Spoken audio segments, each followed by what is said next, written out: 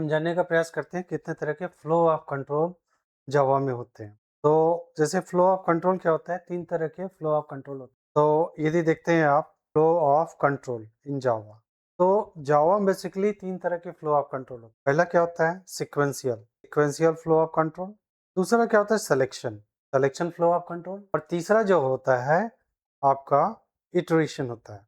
तो sequential flow of control में बात ये होती है कि आपका मतलब सीक्वेंशियल में क्या होता है, प्रोग्राम जो नॉर्मल हम बना रहे हैं कि लाइन बाय लाइन क्या होता है प्रोग्राम, इसके स्टेटमेंट क्या होते हैं। जैसे मान लीजिए स्टेटमेंट 1 हो गया, लाइन नंबर 1 रहा, तो फिर लाइन नंबर 2 होगा, लाइन नंबर 3 पे जो है स्टेटमेंट लिखा रहेगा। अभी तक हम लोगों ने जितने प्रोग्राम बनाए हैं सब सीक्वेंशियल फ्लो ऑफ एग्जीक्यूशन का एग्जाम्पल है। जैसे line number 1, line number 2, line number 3, line number 4, line number 5, इन सारे लाइन नंबर्स पे यानी सीक्वेंशियली प्रोग्राम क्या कर रहा है आपका, एग्जीक्यूट कर रहा है इस तरीके। तो ये सीक्वेंशियली जब एग्जीक्यूट कर रहा है तो ये क्या कहलाता है, this is called sequential flow of control, यानी लाइन बाय लाइन एक सीक्वेंस में क्या हो रहा है, statement 1 2 3, state number 3 4 5 and so on execute करता चला जाए। दूसरा क्या होता है सिलेक्शन। तो सिलेक्शन में क्या होता है, ब्रांचिंग होता है। क्या होता है सिलेक्शन में, ब्रांचिंग होता है। तो सिलेक्शन फ्लो ऑफ कंट्रोल में यहाँ भी क्या होता है, नॉर्मल फ्लो नहीं होता, यहाँ पे क्या कर देता है सीक्वेंस क्या होता है जंप कर। जैसे क्या कर दिया कि लाइन नंबर 1 2 3, मान लीजिए ये गया, कुछ स्टेटमेंट ये एग्जीक्यूट कर रहा है, तो मान लीजिए ये स्टेटमेंट एग्जीक्यूट करा एक सर्टेन पोजीशन आया, यहाँ पे क्या कर रहा है कि आपका डिसीजन ले रहा है। डिसीजन लेने पे क्या हो जाएगा, टू वे चला गया। एक क्या होता है यस, एक क्या होता है नो। तो एक यस होता है तो इधर का एग्जीक्यूट करेगा, यहाँ पे नो होता है तो इधर एग्जीक्यूट। तो देख रहे हैं, तो ये इस तरीके का फ्लो ऑफ कंट्रोल क्या कहलाता है, दैट इज सिलेक्शन। क्या होता है यहाँ पे सिलेक्शन कर रहा है, यानी सिलेक्शन को क्या कहते हैं, डिसीजन मेकिंग स्टेटमेंट कहते हैं। जैसे मान लीजिए स्टेटमेंट 1 रहा, स्टेटमेंट 2 रहा, ये स्टेटमेंट 3 रहा। अब यहाँ पे क्या हो गया, यहाँ पे कंडीशन चेक, ठीक है। तो यहाँ पे क्या होता है आपका कंडीशन चेक होगा। जब कंडीशन चेक हो जाएगा, कंडीशन का रिजल्ट क्या होगा, या तो यस होगा या तो नो होगा। यस का मतलब क्या होगा, या तो ट्रू रहेगा, नो का मतलब क्या होगा, या तो फॉल्स होगा। तो यहाँ पे देखिए ब्रांचिंग हो, एक रास्ते के थ्रू नहीं जा रहा है, टॉप पे तो जा रहा है, यानी यहाँ पे क्या हो रहा है, बंट रहा है। यहाँ पे क्या हो गया, इस तरीके का जो डिसीजन मेकिंग स्टेटमेंट हो गया है, ये क्या कहलाते हैं आपके सिलेक्शन स्टेटमेंट कहलाते हैं। सिलेक्शन स्टेटमेंट में जैसे इफ हो गया, स्विच हो गया, ये सब क्या कहलाते हैं, इसमें यूज होते हैं सिलेक्शन फ्लो ऑफ कंट्रोल में, इनके अंतर्गत था। तो डिसीजन मेकिंग स्टेटमेंट जब जो हम लोग पढ़ रहे हैं वो एक्चुअल में क्या, सिलेक्शन स्टेटमेंट्स के बारे में हम लोग। और थर्ड टाइप का जो वो क्या कहलाता है, इटरेशन। इटरेशन मतलब क्या होता है, जब कोई process certain number of times क्या हो रहा है, रिपीट हो रहा है, तो उसको क्या कहते हैं, इटरेशन। ओके। और तब तक करेगा जब तक कंडीशन आपका फॉल्स नहीं हो जाएगा, जब तक ट्रू तब तक इटरेशन होता रहेगा। जैसे मान लीजिए यहाँ पे ऐसे चल रहा है, ये वाला चीज़ हो गया, फिर यहाँ पे क्या कर रहा है, यहाँ पे कंडीशन चेक कर रहा है, कंडीशन चेक कर रहा है, अभी आउटलाइन दे रहे हैं, कंडीशन देने के बाद ये कुछ स्टेटमेंट को एग्जीक्यूट कर रहा है। एग्जीक्यूट करने के बाद फिर क्या हो रहा है, यहाँ पे आ रहा है वापस, फिर यहाँ पे चला जा रहा है, यानी एक सर्टेन टाइप्स ऑफ स्टेटमेंट्स क्या होगा, रिपीट हो रहा है ना। तो जब तक ये यस हो रहा है ये काम होता रह रहा है, बार बार ये काम हो रहा है, और जब ये नो हो गया तब ये क्या हो जाएगा यहाँ पे। तो देख रहे हैं एक प्रोसेस क्या कर रहा है बार बार, यानी ये प्रोसेस देख रहे हैं ऐसे आ रहा है, बार बार रिपीट।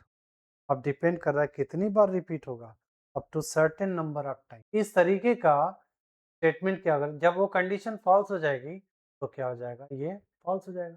फॉर एग्जाम्पल यहाँ पे मैंने क्या कर दिया, सपोज करो अब मैंने स्टार्ट कर दिया, स्टार्ट करने के बाद मैंने क्या कर दिया, स्टार्ट कर दिया, यहाँ पे आई इज इक्वल टू 1 डाल दिया, यहाँ पे चेक किया is i is less than or equal to 5। अब ये ट्रू है तो ये काम करेगा, और उसके बाद से आई की वैल्यू i+1 एक एक काउंटर करके बढ़ा देगा, फिर जाएगा यही वाला काम करेगा। और ये काम प्रोसेस तब तक चालू रहेगा जब तक कि इसकी वैल्यू एट लास्ट जब इसकी वैल्यू क्या हो जाएगी, जैसे क्या हो जाएगी, जब इसकी वैल्यू क्या हो जाएगी 5 हो जाएगी, तो फिर i is equal to i+1। तो यहाँ पे आखिरी इटरेशन में आई की वैल्यू 6 हो जाएगी। अब यहाँ पे जाए इस 6 is less than 5, condition false हो गई। अब ये 9 पे आ गया, जब फॉल्स हो गई 9 आ गया तो ये क्या, इस तरह का स्टेटमेंट क्या कहलाता है, इटरेशन कहलाता है। क्या कहलाता है, this flow of control is known as iteration बोलते हैं। और इटरेशन को लूपिंग भी बोला जाता है। क्या बोला जाता है, इटरेशन को लूपिंग भी बोला जाता है। तो स्टूडेंट्स मैंने आपको क्या बताया, 3 तरह का flow of control, sequential, selection और सीक्वेंशियल फ्लो ऑफ कंट्रोल में क्या होता है, प्रोग्राम का एग्जीक्यूशन क्या होता है, सीक्वेंशियली होता है। देख रहे हैं ना, वन बाय वन एकदम, line number 1 2 3। Flow of control selection में क्या होता है, यहाँ पे क्या हो रहा है, डिसाइड करता है, यदि कंडीशन सही रहेगा तो एक काम करेगा, फॉल्स रहा तो दूसरा काम। तो यहाँ पे ब्रांचिंग हो रही है, ठीक है, यहाँ पे क्या हो रही है, ब्रांचिंग। तो this is called, that is selection statement. ये फॉर स्विच क्या करते हैं, इसी कैटेगरी से बिलोंग। तो प्रोसेस जैसे ये वाला 5 बार क्या हो रहा है, रिपीट हो रहा है, ये कंडीशन ट्रू हो जा रही है तो रिपीट हो रहा है। सेम काइंड ऑफ एक स्टेटमेंट कितनी बार रिपीट होता है, 5 बार रिपीट हो। तो आखिरी में क्या हो रहा है, फिर ये स्टॉप हो जा रहा है, यानी इसके लिए क्या होना चाहिए, स्टार्टिंग मुझे पता रहना चाहिए कहाँ से चल, कहाँ तक जाना है, हर कंडीशन। यदि ये कंडीशन ट्रू रहा तो उस बॉडी ऑफ लूप में जो स्टेटमेंट है उसको क्या करना है, एग्जीक्यूट करने के बाद फिर से चेक करना है, काउंटर बढ़ाते चले जाना है, जब टू जहाँ तक जाना है वहाँ तक काउंटर पहुँच गया, फिर आखिरी में क्या कर देगा, ये स्टॉप कर देगा। इस तरीका flow of control is known as iteration. तो 3 तरह के फ्लो ऑफ कंट्रोल मैंने आप लोगों को। अब आते हैं जो हमारा मेन थीम है, decision making statement. What are the decision making, these are the known as. तो क्या होता है, कंट्रोल ट्रांसफर होता है एक जगह से दूसरी जगह जंप कर। अभी मैंने आप लोगों को बता रखा था कि सीक्वेंशियल फ्लो ऑफ कंट्रोल के बारे में, control reaches straightway first line of the program. After executing the first line, next line, that is sequentially one after another. After executing the last line, the program terminated. This is called sequentially full flow of control, or that is, it is this process of control by the Java is by default program में जो। अब आता है अगला, conditional flow of control. क्या बोलते हैं, conditional flow of control. तो सिलेक्शन होता है, यानी execution is being done on the basis of condition. तो कह रहे हैं sometimes during the program execution the transfer of control to the specified location, skipping some lines, कुछ लाइंस क्या होते हैं, स्किप करना पड़ता है। And this is done by which, conditional flow of control, जिसको कहते हैं सिलेक्शन। तो इसमें 3 तरह का होता है, यानी क्या हो जाएगा यहाँ पे, you can perform this task by applying control statement. कौन कौन से होते हैं, पहला क्या होगा, इफ हो गया, दूसरा क्या होगा, स्विच हो गया, तीसरा क्या हो गया, तो लूपिंग वाला मैंने आपको बताया था, this comes under the iteration हो गया, ठीक है। And both of these two comes under the selection statement और डिसीजन मेकिंग, सिलेक्शन और डिसीजन मेकिंग स्टेटमेंट में, ठीक है। तो अब देखिए कि ये कंडीशनल फ्लो ऑफ कंट्रोल होता है, control statement such as if हो गया, स्विच हो गया और लूप हो गया। अब आते हैं, हमारा अगला टॉपिक क्या है, बाई डायरेक्शनल ब्रांचिंग में देखिए क्या हो रहा है, the statement containing if referred as the bi directional branching. इसमें इफ होगा वो क्या कहलाएगा, bi directional branching, selection statement का ही part. It checks the given condition at the transfer the control either of the 2 blocks, यानी वही बोलते हैं 2 ब्लॉक होते हैं of this statement. It can be used by following ways. जो if का जो स्टेटमेंट को उसको क्या कहते हैं, जिसमें यूज होता है उसको क्या कहते हैं, बाय डायरेक्ट। तो जैसे यहाँ पे हो गया, कितने तरह के हो गए, पहला क्या हो गया, इफ स्टेटमेंट हो, दूसरा क्या हो गया, if and only if statement, multiple use of if. तीसरा क्या हो गया, इफ एल्स स्टेटमेंट। तीसरा क्या हो गया, if else if statement and nested if. कितने वेरिएशन हो गए, 5 तरह के वेरिएशन, 1 2 3 4 5। केवल इफ में क्या है, आपके 5 वेरिएशन। तो जरूरत के अकॉर्डिंग क्या करते हैं हम, अब देखते हैं क्या हो गया, इफ स्टेटमेंट हमारा क्या क्या। तो what is our if statement in Java, you can see that you can use if statement to check specified condition, ठीक है। यदि ये कंडीशन क्या हो गया, यदि कंडीशन आप ट्रू रहेगा तो क्या करेगा, सर्टेन कोर्स ऑफ एक्शन क्या कर देगा, परफॉर्म करेगा, नहीं तो फॉल्स रहा तो इसको स्किप कर जाएगा। और क्या, तो क्या हो रहा है, यहाँ पे इफ हो गया, तो यहाँ पे जैसे सिंपल इफ कंडीशन हो गया, if the condition is then the statement 1 statement 2 will be executed, otherwise statement will not be executed, कुछ नहीं करेगा। यदि मान लीजिए मैं चेक कर रहा हूँ, जैसे integer a is equal to 5 में, जैसे एग्जांपल हो गया इफ स्टेटमेंट, मान लीजिए एग्जांपल मैं चेक कर रहा हूँ इफ, यहाँ पे int x is equal to, अब मैं चेक कर रहा हूँ इफ ग्रेटर देन 5, तो क्या मैसेज प्रिंट करेगा, system dot out dot print ln the number is greater than 5। यानी क्या हो जाएगा, जब ये नंबर क्या हो जाएगा आपका 5 से बड़ा होगा, हमें देखने से लग रहा है कि कंडीशन या तो ट्रू होगा या तो फॉल्स, तो इसका रिजल्ट क्या हो गया, फॉल्स हो गया। फॉल्स हो गया कि नहीं, यानी ये फॉल्स हो गया, तो ये एग्जीक्यूट, ये ब्लॉक क्या कर देगा, ये पूरे पूरे ब्लॉक को क्या कर देगा, एक्सक्लूड कर देगा, यानी जंप कर देगा। बॉडी ऑफ इफ, जो बॉडी ऑफ इफ में क्या हो गया, जो आपके जो ये लिखे रहेंगे बॉडी ऑफ इफ हो गया, this is body of if. यदि ये कंडीशन ट्रू रहा तो ये बॉडी ऑफ इफ एग्जीक्यूट करेगा इस मैसेज को। ठीक वैसे ही क्या होगा, यदि ये ट्रू रहा तो ये एग्जीक्यूट करेगा, नहीं तो कंट्रोल कहाँ चला जाएगा, अगले स्टेटमेंट को बाईपास कर, बॉडी ऑफ इफ से बाहर आ गया, फिर इसके बाद से क्या कर देगा कि यहाँ पे ये बॉडी ऑफ इफ चला, फिर इससे बाहर आ गया, फिर अगला स्टेटमेंट, ये बॉडी ऑफ इफ नहीं है, बॉडी ऑफ इफ से बाहर क्या हो जाएगा, से बाहर हो गया, फिर इसके बाद स्टेटमेंट बिलो जस्ट ये, यहाँ पे क्या हो गया, ये एग्जीक्यूट कराएगा बॉडी ऑफ इफ।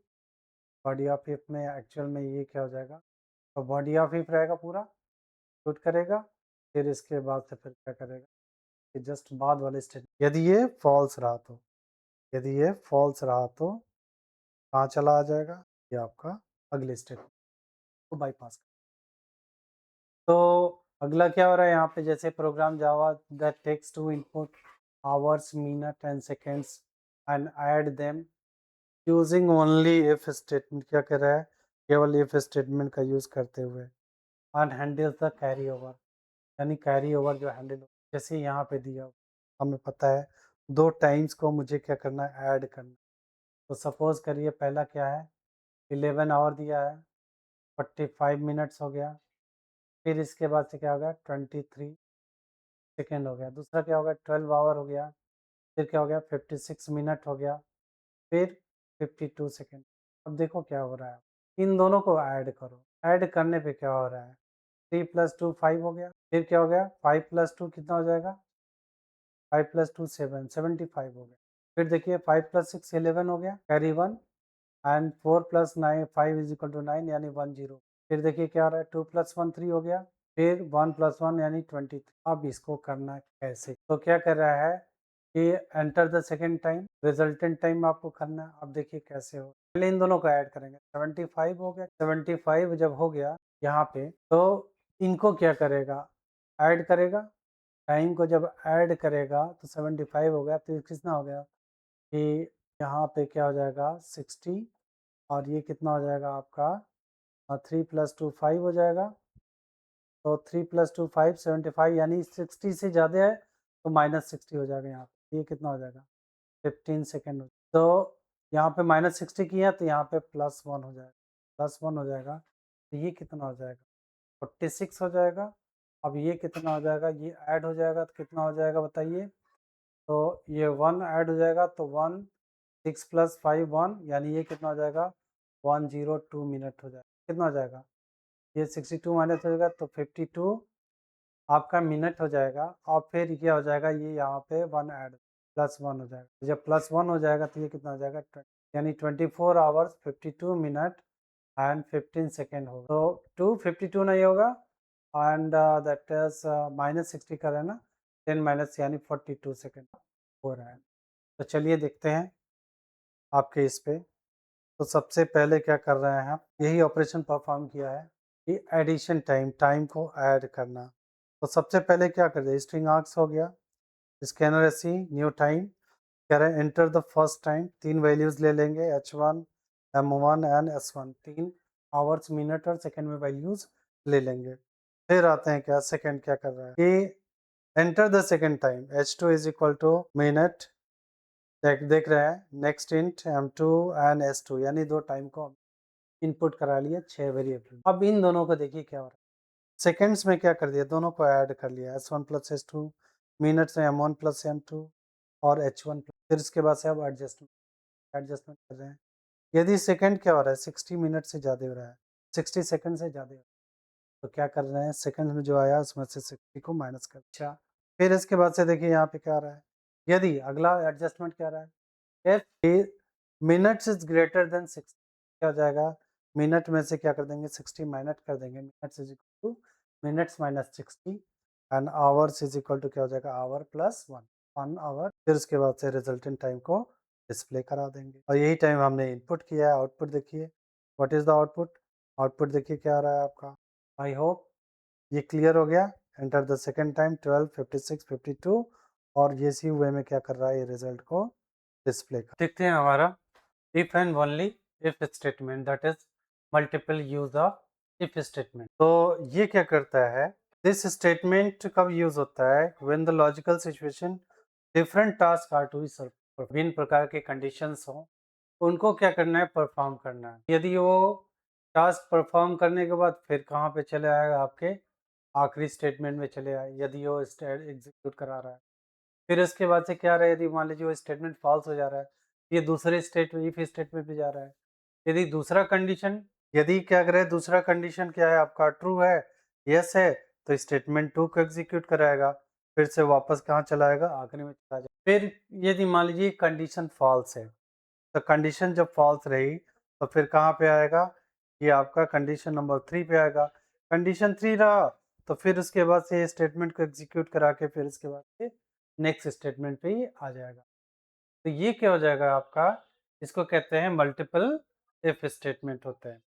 तो चलिए, जैसे क्या होता है कि जैसे फ्लो चार्ट क्या करता है, इलस्ट्रेट करता है, statement 1, statement 2, statement 3 will be executed only when condition 1 true हो या कंडीशन 2 ट्रू हो या कंडीशन 3 ट्रू हो, तभी ये एग्जीक्यूट करेगा, नहीं तो ये क्या होगा, कंडीशन बाईपास हो।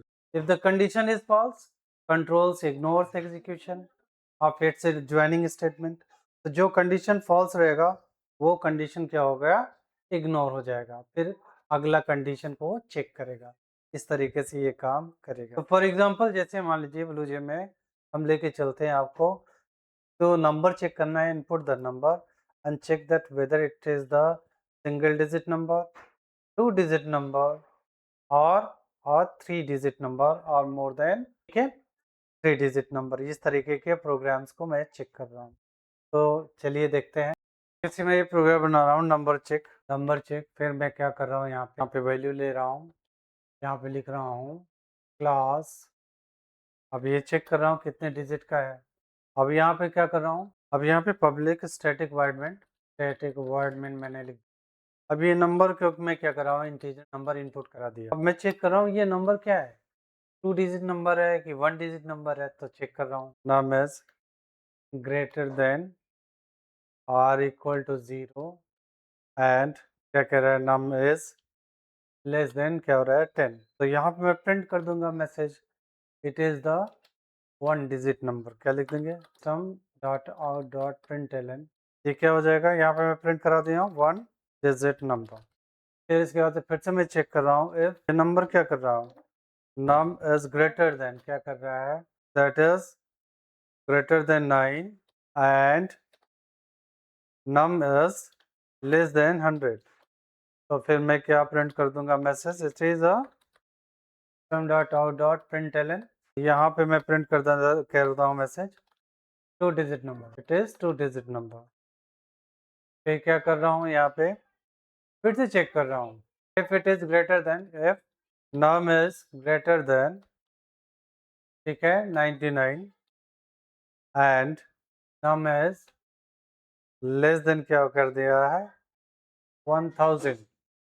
तो मैं क्या प्रिंट कर रहा हूँ message, system dot out dot println. तो क्या कर रहा है, 3 digit number, 3 digit number, okay. तो ये मैसेज मैंने क्या कर दिया, प्रिंट करा दिया।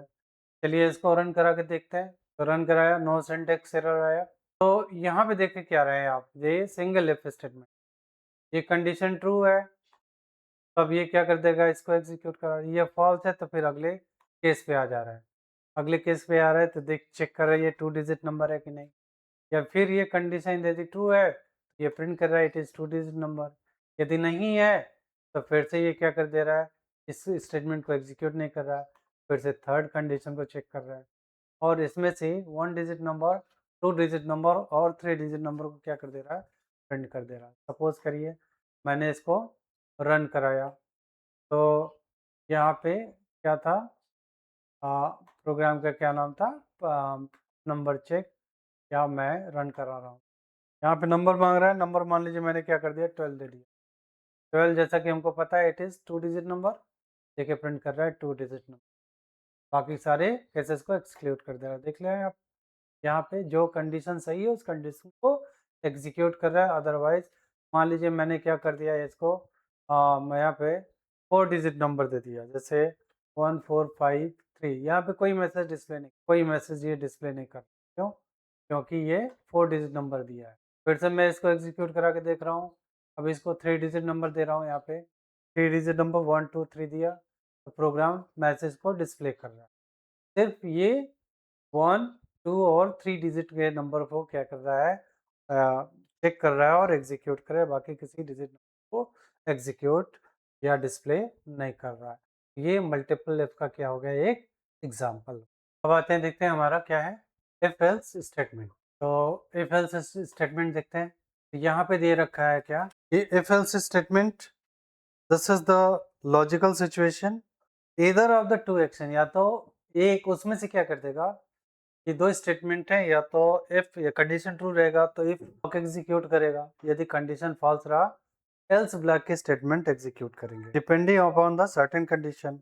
If the condition is true, यदि कंडीशन ट्रू है, it performs one set of statement, एक स्टेटमेंट क्या कर देता है, सेट ऑफ स्टेटमेंट को क्या करेगा, एग्जीक्यूट करेगा। अदरवाइज यदि ये कंडीशन फॉल्स रहा, otherwise it perform the another set of statement. यहाँ पे सिंटेक्स दे रखा है, ये सिंटेक्स है आपका, यदि ये कंडीशन ट्रू रहा तो ये स्टेटमेंट यानी इस ब्लॉक को एग्जीक्यूट करेगा, otherwise if this condition is false, यदि ये फॉल्स रहा तुरंत कंट्रोल कहाँ ट्रांसफर हो जाएगा, एल्स पार्ट पे आ जाएगा, एल्स पार्ट को इस ब्लॉक को क्या कर देगा, एग्जीक्यूट करेगा। यानी यदि ये कंडीशन ट्रू रहा तो इस पार्ट को एग्जीक्यूट करेगा, और यदि ये कंडीशन फॉल्स रहा तो क्या कर देगा, इस पार्ट इस स्टेटमेंट को क्या कर, चार्ट देख लेते हैं। यहाँ से आता है इस कंडीशन इज सेटिस्फाइड, या तो कंडीशन यस हो सकता है या तो कंडीशन नो। यदि ये यस रहा तो स्टेटमेंट 1 को एग्जीक्यूट करेगा, फिर ये इफ के बाहर आ जाएगा, अदरवाइज यदि कंडीशन फॉल्स रहा तो स्टेटमेंट ऑफ एल्स ब्लॉक को क्या कर देगा, ये एग्जीक्यूट कर देगा, तो स्टेटमेंट 2 को एग्जीक्यूट कर देगा, फिर बाहर आ जाएगा। यानी एट ए टाइम केवल एक ही स्टेटमेंट को एग्जीक्यूट करेगा। ये क्या हो गया, इफ एल्स। अब देखते हैं इस पे बेस्ड पे जो एग्जांपल है, जैसे ये हमारा प्रोग्राम से write a program to accept the selling price and cost price and calculate and क्या कर रहा है, print the profit and profit percentage, profit occurs, otherwise print loss और लॉस पर, प्रॉफिट या प्रॉफिट परसेंट हो सकता है, लॉस या लॉस परसेंट, अगर इसको हमें क्या कराना है, ठीक है। तो ऐसा भी हो सकता है, तीसरा केस भी हो सकता है कि नो प्रॉफिट नो लॉस भी हो सकता है। तो इस तरीके से भी हम क्या कर सकते हैं, ये कर सकते हैं। ये देखिए क्या हो रहा है, इफ एल्स के थ्रू हम क्या कर सकते हैं, बना सकते हैं, यहाँ पे दिया हुआ है। तो देखिए यहाँ पे क्या हो रहा है, सिमिलरली हम समझते हैं कि हमारा ऑब्जेक्टिव क्या है, कि calculate the profit and profit percent and और if the profit occurs or calculate the loss or loss percent if the loss occurs। जैसे ये प्रोग्राम है if else पे बेस्ड है और इसको हम बनाने का प्रयास करेंगे, और फिर इसके बाद से हम एक्सेप्ट करेंगे सेलिंग प्राइस और कॉस्ट प्राइस।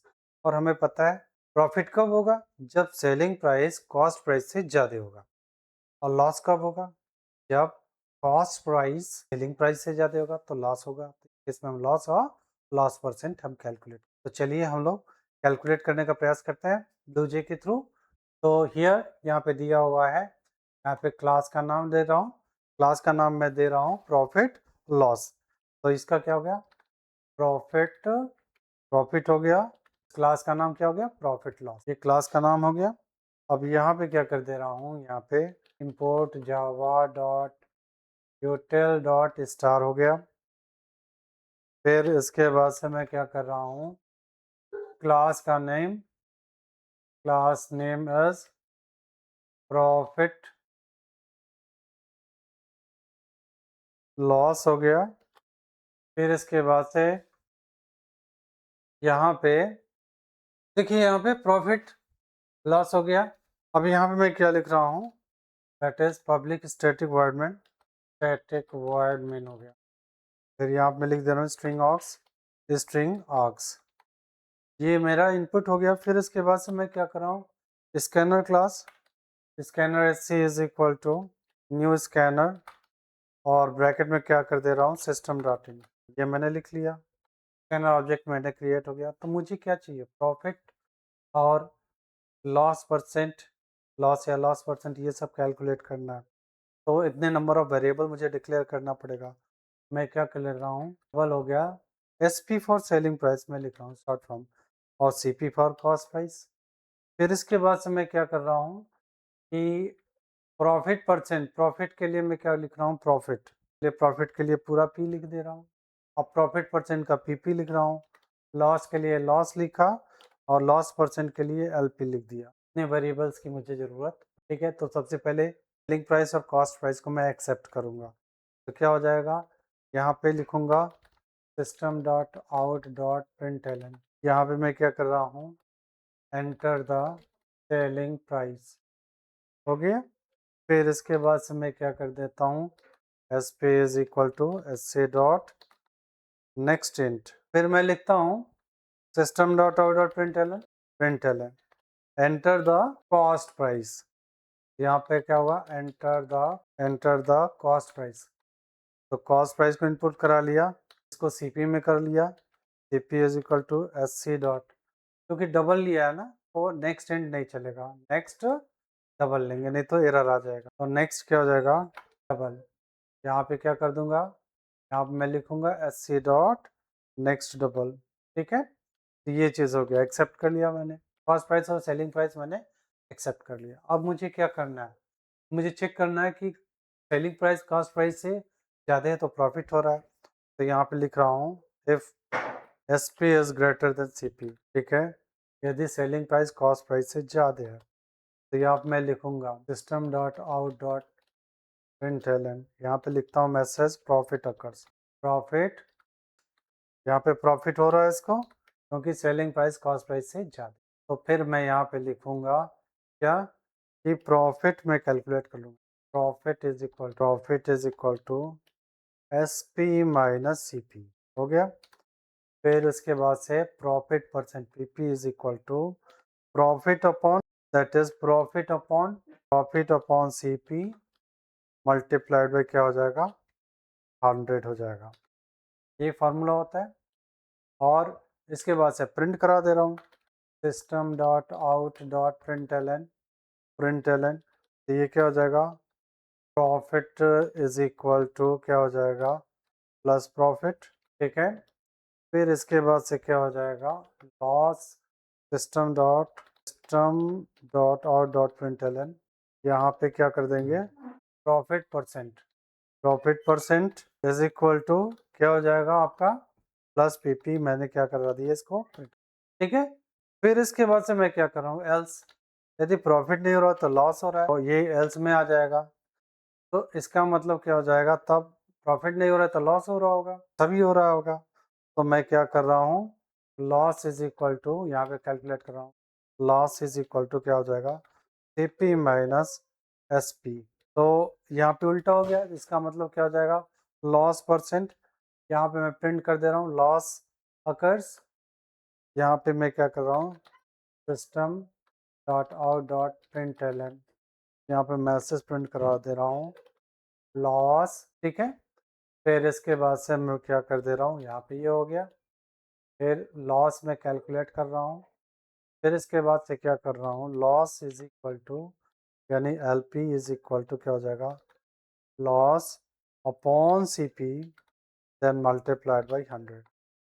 ये चीज़ हो गया। अब इसको मैं प्रिंट करा दे रहा हूँ system dot out dot print Elon, यहाँ पे क्या कर रहा हूँ, loss is equal to loss is equal to, यहाँ पे लॉस को प्रिंट कर दे रहा हूँ, फिर इसके बाद से क्या कर दे रहा हूँ, loss percent system dot out dot println हो गया।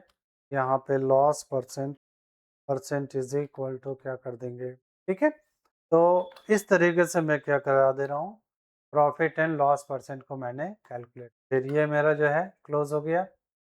अब इस प्रोग्राम को रन कराते हैं, नो सिंटेक्स एरर आया। आप लोग भी यदि बार बार प्रोग्राम बनाएंगे तो एक ही बार में प्रोग्राम आपका कंपाइल हो जाएगा, नो सिंटेक्स एरर। तो चलिए यहाँ पे देखते हैं, प्रॉफिट लॉस को एग्जीक्यूट कराते हैं, और यहाँ से एग्जीक्यूट कराते हैं तो क्या मुझसे पूछ रहा है, enter the selling price. Suppose करिए सेलिंग प्राइस मैंने क्या कर दिया, 5000 एंटर की selling price. Enter the cost price मैंने क्या कर दिया, 4500। प्रॉफिट अकर्स हो गया, और ये कितना हो गया, ये आपका प्रॉफिट परसेंट 11.11% आपका, ठीक है।